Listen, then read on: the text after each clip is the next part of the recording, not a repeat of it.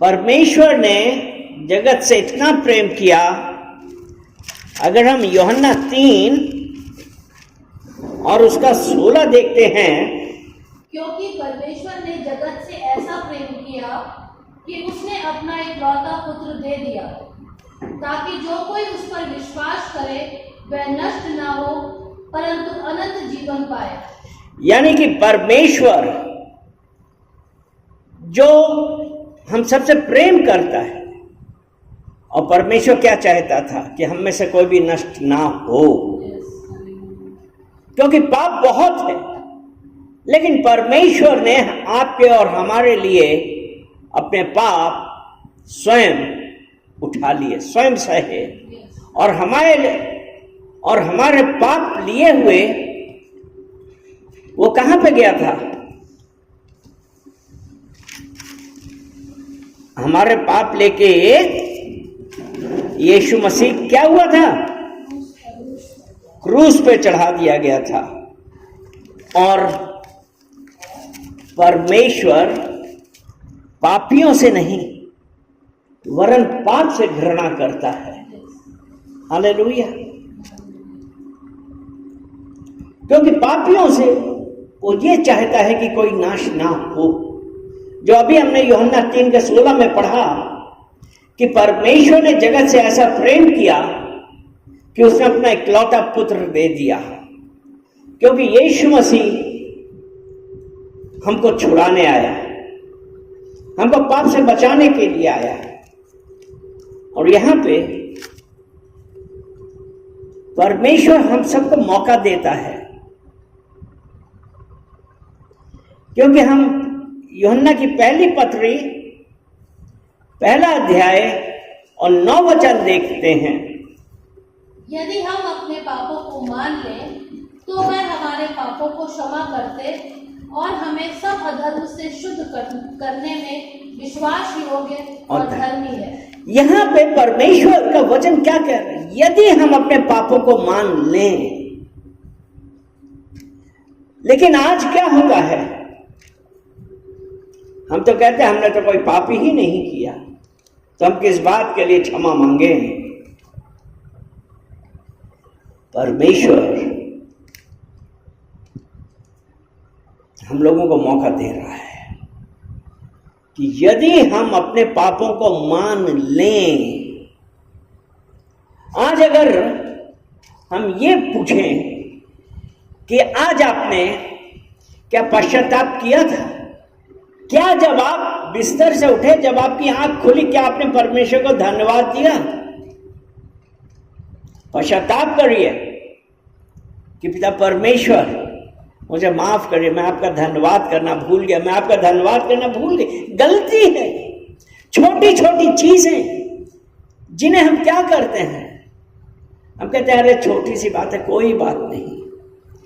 लेकिन हम ये भूल गए कि उस परमात्मा ने, उस परमेश्वर ने आपके मेरे लिए अपना इकलौता पुत्र दिया, और वो ये चाहता है कि हम में से कोई नाश ना हो वरन अनंत जीवन कर पाए। और यूहन्ना की पहली पत्री 1 अध्याय उसके 9 में अभी हमने पढ़ा ना, यदि हम अपने पापों को मान लें, हम पश्चाताप तो करें, पाप तो मान लें। और वो पाप कैसे हैं? वो हमारे विचारों में भी अगर हमने किसी के लिए सोचा, ये क्यों नहीं बीमार हुआ, इसको लॉस क्यों नहीं हुआ, इसके परिवार में शांति क्यों है, ये सब क्या है? अब आप ये कह नहीं रहे, लेकिन आप ये मन ही मन सोच रहे हैं। और ये मन ही मन सोचना भी पाप है, पश्चाताप करना है। क्योंकि सभा उपदेशक 12 अध्याय और उसका 14 वचन हम देखें, क्योंकि परमेश्वर सब कामों और सब गुप्त बातों का, चाहे वह भली हो या बुरी, न्याय करेगा। परमेश्वर क्या करेगा? सब बातों का, चाहे वो गुप्त में क्यों ना करेगी। गुप्त अगर हम मन में सोच रहे, वो तो सबसे गुप्त बात हुई ना।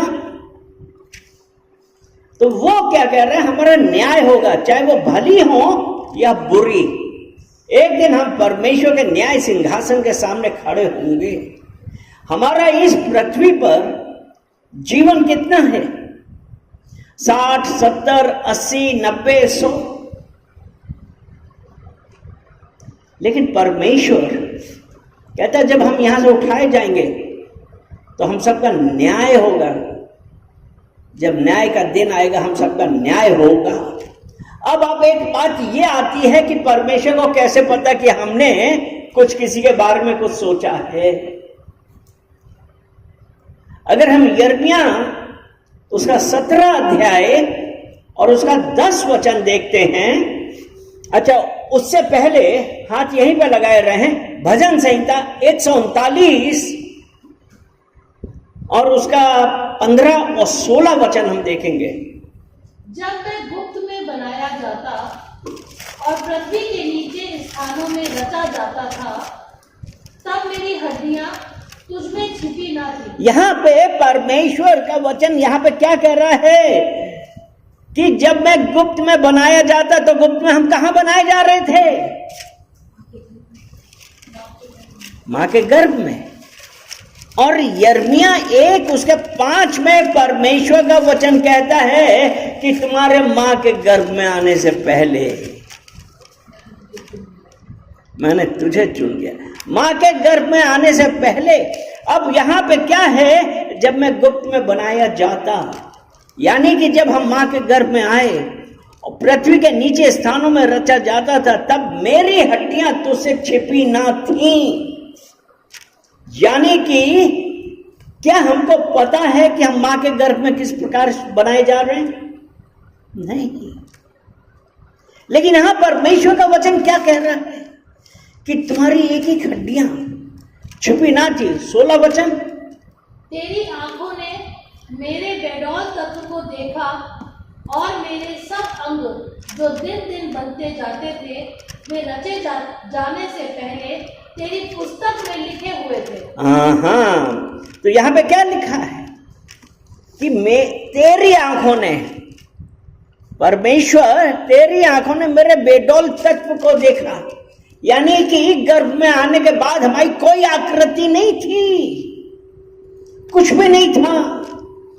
तो ये कहता है कि तेरी आंखों ने मेरे बेडौल तत्व को देखा और मेरे सब अंग जो दिन दिन बनते जाते थे, वे रचे जाने से पहले तेरी पुस्तक में लिखे हुए थे। वो परमेश्वर के पास था, सब कुछ था। लेकिन हम क्या कर रहे हैं? हमारे विचार, हम तो ये सोच रहे हैं कि दूसरे का नाश कैसे हो, दूसरे का बुरा कैसे हो। अभी हमने सभा उपदेशक 12 के 14 में पढ़ा, चाहे वो गुप्त में ही क्यों ना किए जाए, उसका न्याय होगा। और परमेश्वर जब हम गुप्त में बनाए जाते थे, मेरे शरीर की एक भी हड्डी उससे छुपी ना थी। एक एक अंग का हिसाब किताब सब उसके पास था। लेकिन हमने क्या कर रहे हैं? शैतान ने तो हमको अंधा कर रखा है। कहते नहीं देख रहा है, कोई नहीं देख रहा है, मन में ही हम सोच ले रहे हैं, या कोने में जाके कुछ बेईमानी कर रहे हैं, ये सोच नहीं देख रहा है। लेकिन परमेश्वर एक एक चीज को जानता है। अगर हम यिर्मयाह 17 उसका 10 वचन पढ़ते हैं, मैं यहोवा मन को खोजता और हृदय को जांचता हूँ, ताकि प्रत्येक जन को उसकी चाल चलन के अनुसार अर्थात उसके कामों का फल दूं।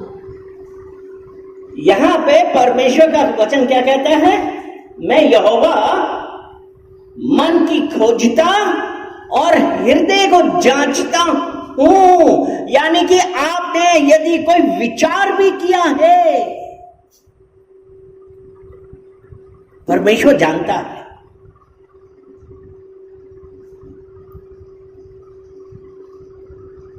मतलब हम मन ही मन दूसरे का बुरा सोच रहे हैं ना।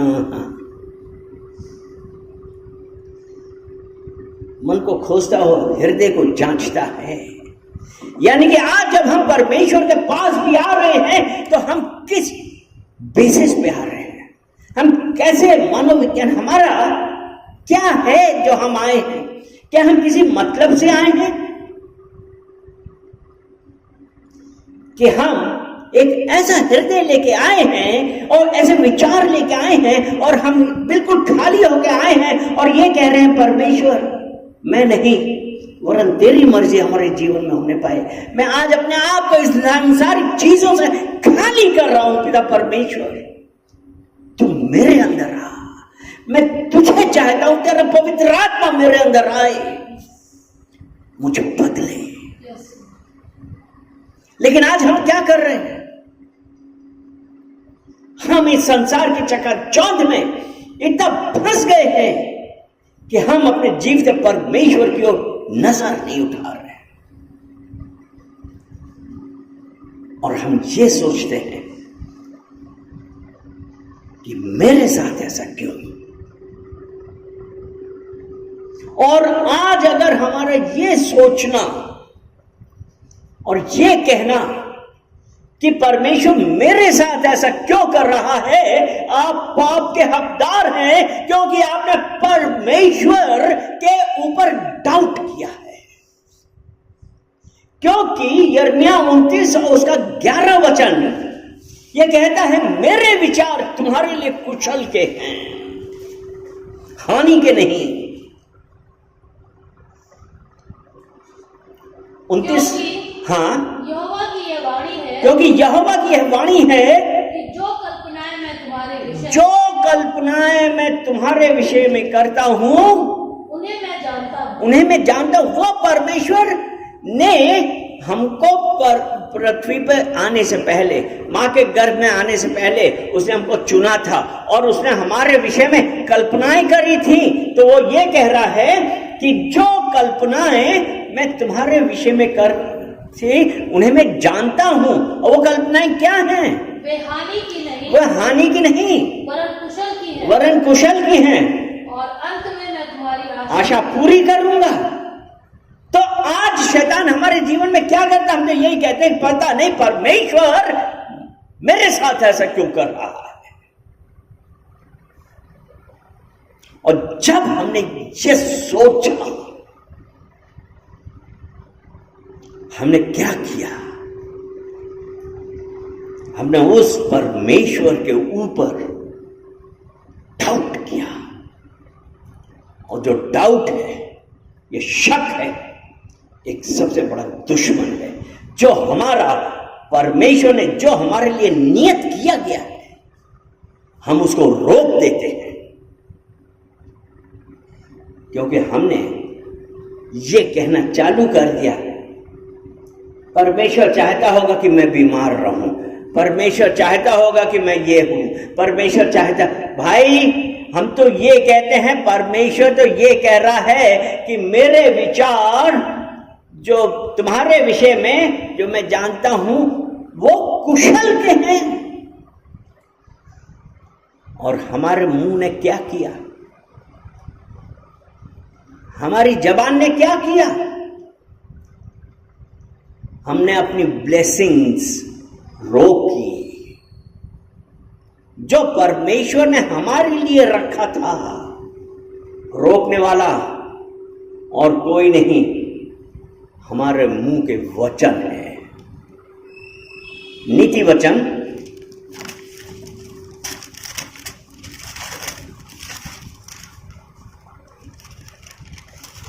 10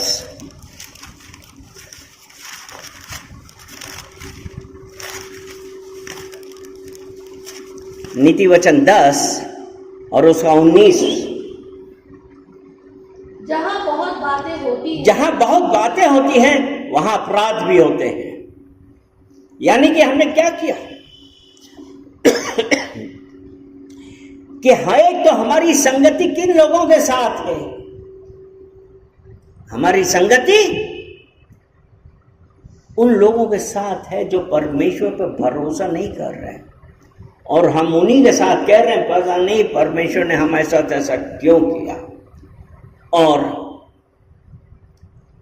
जहां बातें बहुत होती हैं वहां अपराध भी होते हैं, और हमारे मुंह से हर नेगेटिव वर्ड निकलना चालू हो गए। हर वो बात निकलनी चालू हो गई जो परमेश्वर के विरोध में है।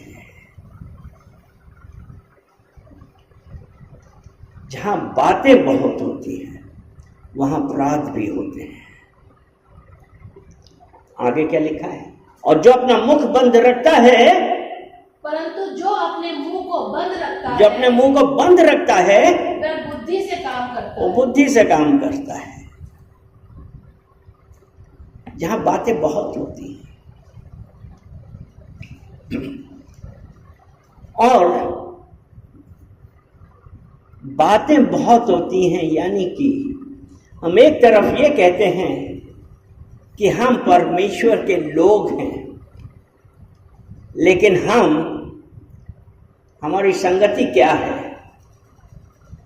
पहला कुरिन्थियों उसका 15 अध्याय और उसका 33 वचन।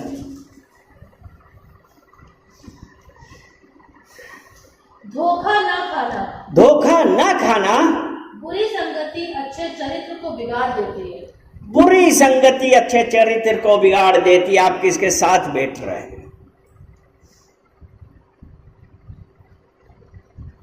हमारी संगति आज बहुत जरूरी है कि हम मसीही में तो आ गए, परमेश्वर, हमने कहा कि वो मेरा परमेश्वर मेरा उद्धार करता है, लेकिन हम नहीं बदले और हमारी संगति की बुरी संगति अच्छे चरित्र को बिगाड़ देती है। आज जरूरत इस बात की है कि हम ये देखें कि हम किसके साथ उठ बैठ रहे हैं। तो हमारा ये कहना कि परमेश्वर ने हमारे लिए नहीं किया, पश्चाताप कर रहे हैं, पश्चाताप कर रहे हैं। क्योंकि यशायाह 59:59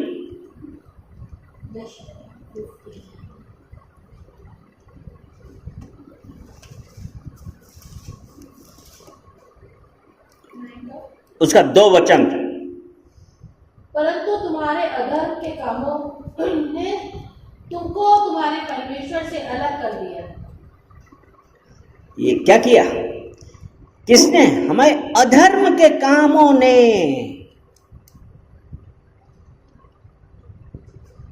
हमको हमारे परमेश्वर से अलग कर दिया है। हमारे अधर्म के काम परमेश्वर के ऊपर डाल, और तुम्हारे पापों के कारण उसका मुंह तुमसे ऐसा छिपा है कि वो तुम्हारी नहीं सुनता। अगर आज हम ये कहते हैं कि परमेश्वर हमारी नहीं सुनता, ये गलत है। परमेश्वर हमारी सुनता है, लेकिन हमारे पापों ने और हमारे अधर्म के कामों ने हमको हमारे परमेश्वर से अलग कर दिया है। क्योंकि अगर भजन संहिता 94 उसका 9 हम देखते हैं तो उसमें तो लिखा है, जिसने कान दिए क्या वो नहीं सुनता? और जिसने कान दिया क्या वह आप नहीं सुनता? जिसने कान दिया क्या वो आप नहीं सुनता? जिसने आंखें रची क्या वह आप नहीं देखता? परमेश्वर सब सुन रहा है, परमेश्वर सब देख रहा है, लेकिन हमारे अधर्म के कामों ने, हमारे पापों ने हमको परमेश्वर से दूर कर दिया है। हमको क्या किया है? परमेश्वर से दूर कर दिया है। लेकिन हम पश्चाताप नहीं करेंगे, क्योंकि शैतान यही कहता है कि अरे तुमने तो कोई गलती नहीं करी, जब तुम्हारे साथ बुरा हो रहा तो कहो ना। नहीं,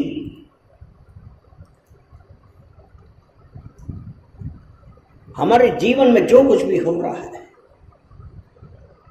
वो एक परमेश्वर की योजना है।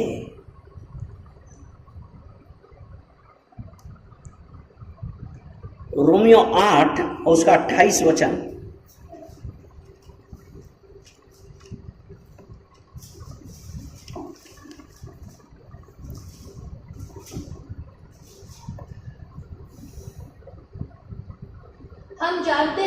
हम जानते हैं कि जो लोग परमेश्वर से प्रेम रखते हैं, जो लोग परमेश्वर से प्रेम रखते हैं, उनके लिए सब बातें मिलकर भलाई को उत्पन्न करती उनके लिए सब बातें मिलकर भलाई को उत्पन्न करती हैं। आज हमारे जीवन में कुछ भी हो रहा है, हमारे व्यापार में हमें कुछ भी हो रहा है, लेकिन यहीं पे हाथ रख के पहला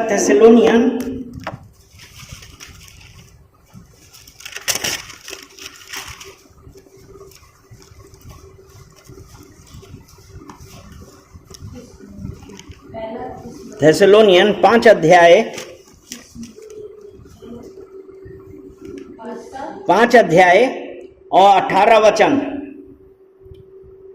पहला थेसलोनिकियों 5 अध्याय उसका 18 वचन। हर बात में धन्यवाद करो, हर बात पर धन्यवाद करो। और अभी हमने थेसलोनिको 285 है ना, तो ये हर बात पे धन्यवाद करो।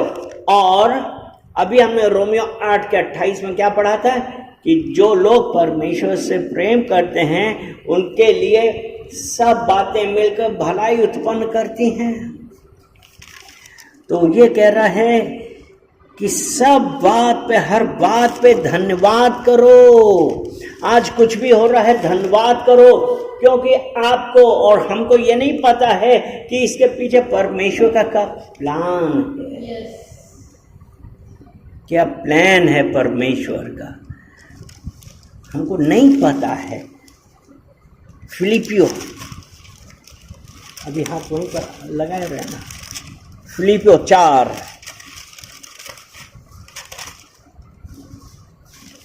और उसका 6 वचन। फिलिपियो 4 और उसका 6।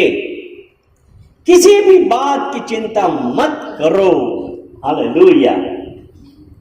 किसी भी बात की चिंता मत करो, हाँ, परंतु हर एक बात में तुम्हारे निवेदन, प्रार्थना और विनती के द्वारा धन्यवाद के साथ परमेश्वर के सम्मुख उपस्थित किए जाए। हाँ, यहाँ पे क्या है, किसी बात की चिंता मत करो।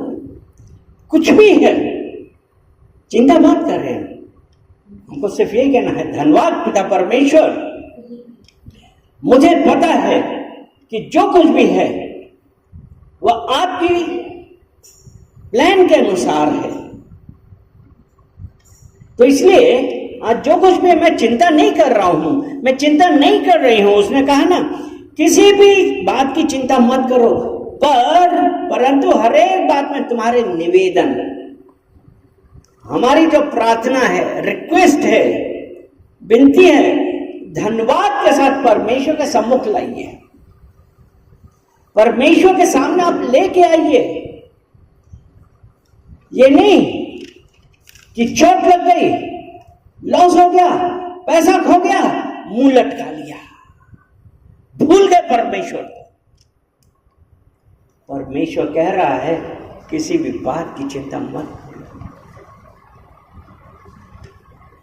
क्योंकि मैं जानता हूं कि जो लोग परमेश्वर से प्रेम करते हैं उनके लिए सब बातें मिलकर भलाई उत्पन्न करती, अर्थात वो जो उसकी इच्छा के अनुसार बुलाए गए। आमीन। आज हमारे लिए है, क्या हम परमेश्वर की इच्छा के अनुसार बुलाए गए, या हम सिर्फ इसलिए आते हैं कि शायद हमको कुछ मिल जाए।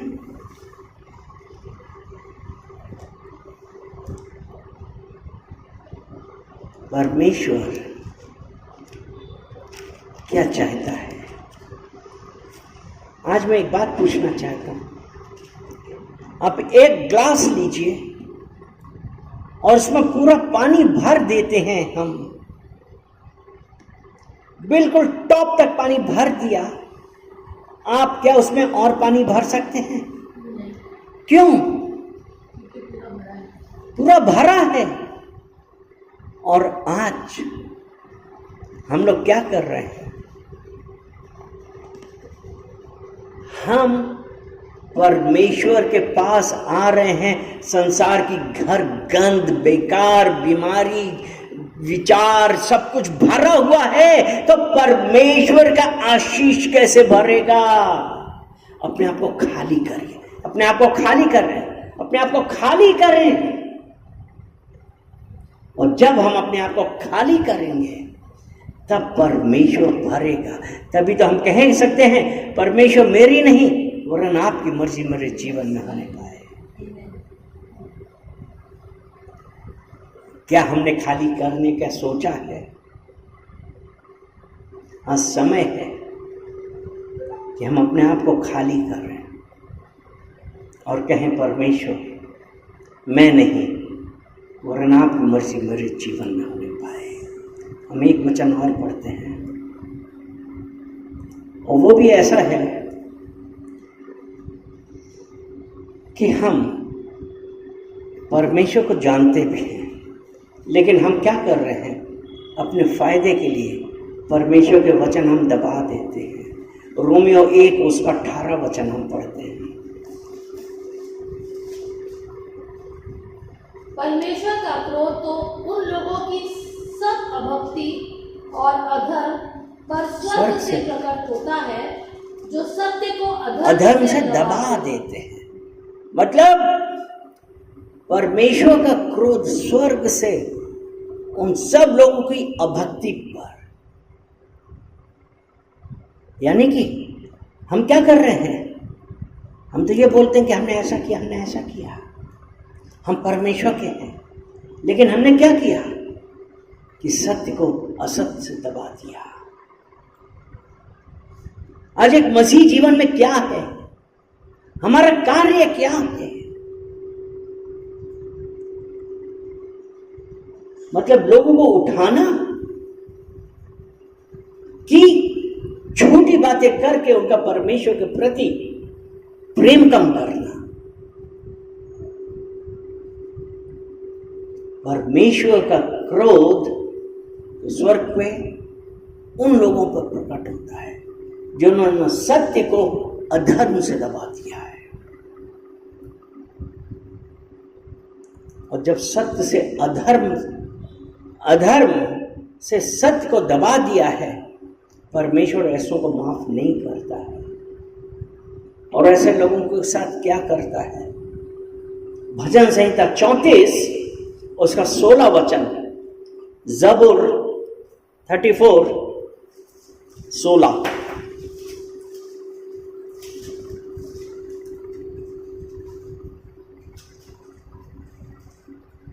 यहोवा बुराई करने वालों के विमुख रहता है, यहोवा बुराई करने वालों का विमुख रहता है ताकि उनका स्मरण पृथ्वी पर से मिटा डाले। यहोवा बुराई करने वालों को विमुख रहता है। अपने आप को जांचें, हम अपने आप को जांचें, क्योंकि पश्चाताप कर रहे हैं और परमेश्वर से कहें कि जो कुछ भी हमने सोचा भी है और कुछ भी किया, हम माफी मांगते हैं। इसी का 19 वचन पढ़ेंगे ना, वचन संहिता 34 उसका 19। धर्मी पर बहुत सी विपत्तियां तो पड़ती हैं, लेकिन यहोवा उन सब से उनको मुक्त करता है। आमीन। हम आज क्या धर्मी हैं कि हम झूठ बोल रहे हैं? हर बात पे धन्यवाद दें, हर बात पे धन्यवाद दें। अब धन्यवाद देना चालू करिए, प्रार्थना में लगे रहिए और किसी भी बात की चिंता मत करिए, वरन हर एक उसमें आपकी विनती ये सब परमेश्वर के सम्मुख लेके आइए। क्योंकि जब हम ऐसा करेंगे क्योंकि हर बात पर धन्यवाद करो।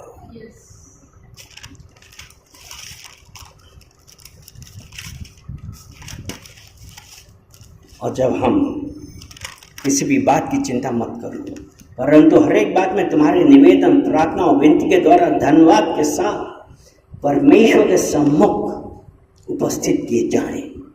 और जब हम परेशानी में हैं, इन सब में हैं, हर एक बात, कोई भी प्रॉब्लम, परमेश्वर धन्यवाद के साथ, कि मुझे पता है परमेश्वर आपका प्लान हमारे लिए कुशल का है।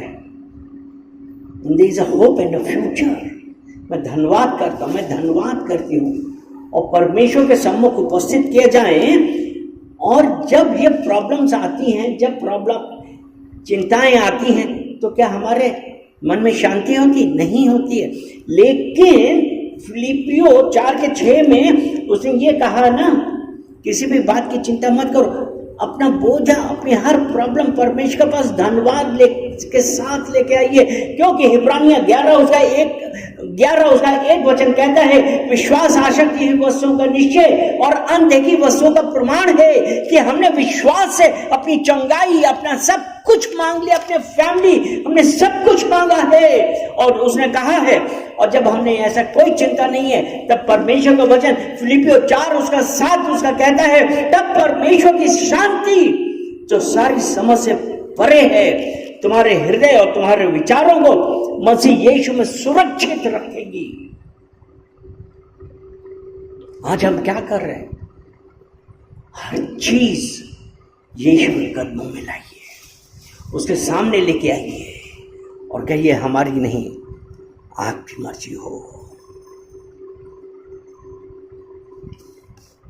इसलिए हे भाइयों, जो जो बातें सत्य हैं और जो जो बातें आदरणीय हैं और जो जो बातें उचित हैं और जो जो बातें पवित्र हैं और जो जो बातें सुहावनी हैं और जो जो बातें मन भावनी हैं, अर्थात जो भी सद्गुण और प्रशंसा की बातें हैं, उन पर ध्यान लगाया करो, ध्यान लगाया करो, ध्यान लगाया करो। चलिए हम लोग खड़े होते हैं, प्रार्थना करते हैं। आज जो भी आपकी प्रॉब्लम है, अब मुंह से बोलना चालू करिए और परमेश्वर आज आपको अपनी शांति से भरने वाला है, आपको इन चिंताओं को हटाने वाला है। क्योंकि वो हमारा परमेश्वर, वो कह रहा है कि परमेश्वर की शांति जो सारी समझ से परे है, तुम्हारे हृदय और तुम्हारे विचारों को मसीह यीशु में सुरक्षित रखेगी। पिता परमेश्वर, हम धन्यवाद करते हैं, धन्यवाद करते हैं, धन्यवाद करते हैं। पिता परमेश्वर, यहाँ उपस्थित एक एक जन को, देखने वाले एक एक जन को पिता परमेश्वर मैं आपके सम्मुख लेके आता हूँ। प्रार्थना करते हैं कि पिता परमेश्वर, आज जो कोई भी प्रॉब्लम से गुजर रहे हैं, जो भी उनको फाइनेंशियल प्रॉब्लम है, फैमिली की प्रॉब्लम है, बिजनेस में प्रॉब्लम है, सर्विस में प्रॉब्लम है, हेल्थ की प्रॉब्लम है, पिता परमेश्वर सब हम आपके सामने धन्यवाद के साथ लेके आ रहे हैं। क्योंकि आपने कहा है, किसी भी बात की चिंता मत करो, परंतु हर एक बात में तुम्हारे निवेदन, प्रार्थना और विनती के द्वारा धन्यवाद के साथ परमेश्वर के सम्मुख उपस्थित किए जाएं। पिता परमेश्वर, मैं एक एक जन को आपके पास लेके आ रहा हूं। आपका दास होने के नाते पिता परमेश्वर, मैं मध्य में खड़ा होकर एक एक जन के लिए, हर देखने वाले, हर उपस्थित प्रत्येक जन के लिए पश्चाताप कर रहा हूं। प्रार्थना करते हैं पिता परमेश्वर, इनकी प्रार्थनाएं सुनिए, अपनी शांति इनको दीजिए, अपनी शांति से भर दीजिए। और पिता परमेश्वर, ये सिर्फ आपकी ओर देखें और कहें, मेरी नहीं वरन आपकी मर्जी मेरे जीवन में होने पाए। हम धन्यवाद करते हैं, धन्यवाद करते हैं और कहते हैं पिता परमेश्वर, आप बढ़ें और हम घटें। Hallelujah, hallelujah, hallelujah.